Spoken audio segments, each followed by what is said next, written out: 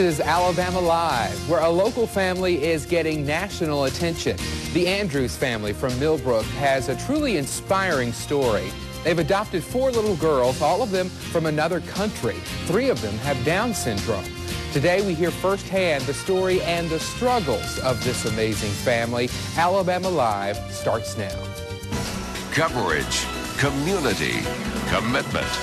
This is WSFA 12 News, Alabama Live. Thank you, Rob. Now a story about international adoption, but it's more than that. It's a story from the heart. A Millbrook couple has 4 new children in their life, all less than 5 years old, and all from other parts of the world. WSFA 12 News reporter Eileen Jones takes us inside the Andrews home in Millbrook.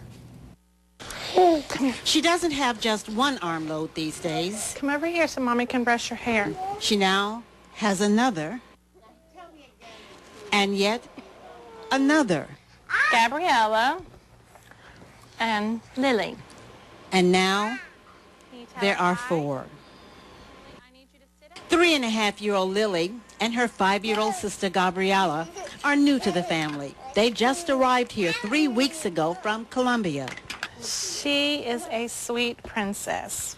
She is a mommy's girl. 2-and-a-half-year-old Isabella is the baby in the family. And then there's 5-year-old Giovanna, who is the first child Rita Andrews and her husband adopted from overseas. They brought her home 3 years ago when she was just a baby. That was the most joyful night of my life. And she says it's been that way ever since, although there are a few challenging moments. 3 of her 4 adopted children have Down syndrome. Therapy. Doctor's appointments. I'm constantly on the go with that. But in spite of that, she says it's a calling. It's really felt that that's what the Lord was calling us to do. My sister's firstborn was born with Down syndrome, and we really didn't know much about Downs until she was born. And there's Gabby, who doesn't talk much. Rita Andrews thinks it's because she doesn't speak any English yet. But the challenges, she says, are all worth it because the Andrews are giving them a life and opportunities they would never have had. Some days it's much more rewarding than I ever thought it would be, you know, and just watching them grow and develop and their smiles, and it's just amazing, huh? Yeah, smiles like that, huh? Yeah. And joining us now in the studio are Rita and William Andrews. We're happy to welcome you here. Thanks for coming on and talking with us about this unique family that you have. Tell us, what led you to Colombia? Well, we intentionally didn't seek out Colombia, but we wanted another special needs child, and an agency emailed us a list and said, you know, we have a sibling group of 2 girls with Down syndrome, one with Downs and one without, and would you be interested? So we prayed about it and decided that we would go with it. So Colombia it was. And you actually traveled there? And tell us a little bit about what it's like there and what you discovered while you were there. It's really a beautiful country, very busy, and you know, living in Millbrook, Alabama, we're not used to the hustle and bustle like Bogota, Colombia, but it was beautiful. The people were really nice. The girls seemed to adjust better with us being in their country for a while before we did come home, so that worked out really well. So how long were you there for the most recent time? I was there for 1 month, and William was there for about 20 days.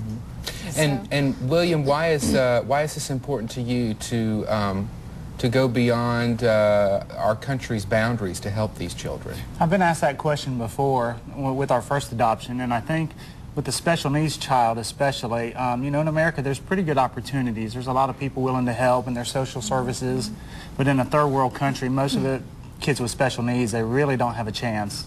They're really not taken care of and loved, and so it was important to us to kind of look outside of America. Can you give us, you have 6 children altogether. Now, are they all adopted?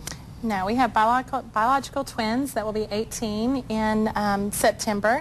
So they have been an inspiration for us as well. Lindsay is at AUM and Michael is in Rosemary Beach, Florida, working. Oh, that's nice. And then we started our 4 added adoptions. So. And tell me what life is like at the Andrews home these days? Pretty busy. Pretty busy. Very busy. We've been home 1 month, the girls and I, and so really just getting adjusted to them learning English and us not understanding any Spanish. So that's been a challenge, but we are about to get really busy on our therapies and getting ready for Mom's Day Out to start, so we're pretty busy. And I'm sure that makes it more difficult than a normal parent's job would be because of the Down syndrome. Tell me, what are some of the obstacles that you guys face on a daily basis? Well, I think communication, them speaking, has been the probably the hardest obstacle that we've had, because they have a harder time pronouncing their words and really getting their point of view across. So really trying to teach them, you know, ways to speak, you know, and showing them pictures and communicating through that way.